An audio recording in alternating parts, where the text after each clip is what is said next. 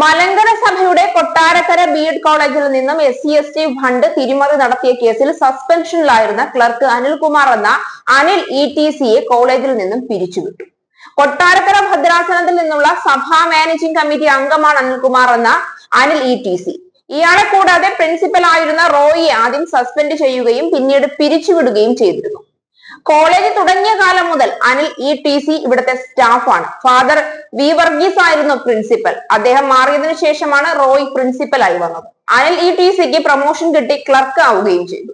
ഈ കോളേജിലെ മുഴുവൻ സാമ്പത്തിക ഇടപാടുകളും നടത്തിയിരുന്നത് പ്യൂൺ ആയിരുന്നപ്പോഴും ക്ലർക്ക് ആയിരുന്നപ്പോഴും അനിൽ ETC ആയിരുന്നു. കഴിഞ്ഞ 4 വർഷങ്ങൾക്ക് മുൻപ് വരെയും ഈ കോളേജിൽ മുഴുവൻ സീറ്റുകളിലും കുട്ടികൾ ഉണ്ടെങ്കിലും കണക്കിൽ കോളേജ് നഷ്ടത്തിലായിരുന്നു. ചെങ്ങമ്മനാട് ബെത്ലഹേം ആശ്രമത്തിന് കീഴിലുള്ള ഈ കോളേജിൽ ഫാദർ ബേബി തോമസ് സുപ്പീരിയറായി വന്നപ്പോഴാണ് കണക്കുകളിലെ തിരിമറി കണ്ടെത്തിയത്. അതിനുശേഷം കോളേജ് ലാഭത്തിലായി. ഏറ്റവും കുറഞ്ഞത് 25 ലക്ഷം വരെ ഓരോ വർഷവും നീക്കിയിരിപ്പുണ്ടായി. ഏകദേശം 25 വർഷത്തോളം നഷ്ടത്തിലായ കോളേജാണ് ഒരു സുപ്രഭാതത്തിൽ ലാഭത്തിലായത്. അപ്പോൾ തിരിമറിയുടെ വ്യാപ്തി എത്രത്തോളം ഉണ്ടെന്ന് ഊഹിക്കാവുന്നതേയുള്ളൂ. ക്രമക്കേട് കണ്ടുപിടിച്ചപ്പോൾ തന്നെ കൊട്ടാരക്കര പോലീസ് സ്റ്റേഷനിൽ പരാതി കൊടുത്തിരുന്നു. ആ പരാതിയിൽ FIR രജിസ്റ്റർ ചെയ്ത് അന്വേഷണം നടത്തി. അറസ്റ്റ് ചെയ്യാതിരിക്കാൻ ജാമ്യത്തിനായി അനിലും റോയിയും ഹൈക്കോടതിയിൽ വരെ പോയി.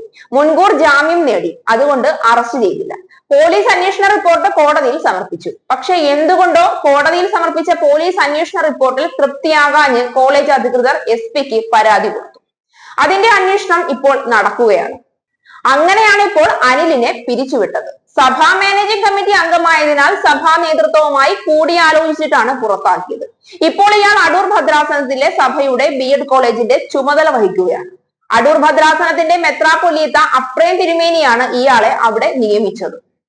അടൂർ കോളേജിന്റെ അഡ്മിഷനും നടത്തിപ്പുമൊക്കെ അപ്രേം തിരുമേനി ഇയാളെയാണ് ഏൽപ്പിച്ചിരിക്കുന്നത്. കൊട്ടാരക്കരയിൽ നിന്നും അന്വേഷണ വിധേയമായി പിരിച്ചുവിട്ട ഒരാളെ അപ്രേം തിരുമേനി അടൂരിൽ നിയമിച്ചത് ഈ സഭയിൽ എന്തുമാകാമെന്നുള്ളതിന് ഒരു തെളിവാണ്.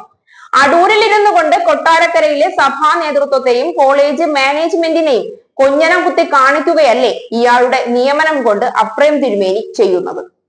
അപ്രേം തിരുമേനിയുടെ ഈ നടപടിയെ വിശ്വാസികൾ ചോദ്യം ചെയ്യുകയാണ്.